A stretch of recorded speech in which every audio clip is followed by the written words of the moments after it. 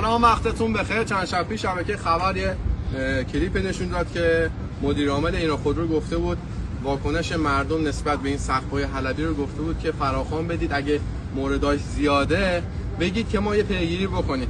ما الان فیلمو با شما نشون میدیم، به این چالش ما بپیوندید. بریم داخل با هم دیگه ببینیم فراخوان و ماشینا رو. بچه‌ها بزنید.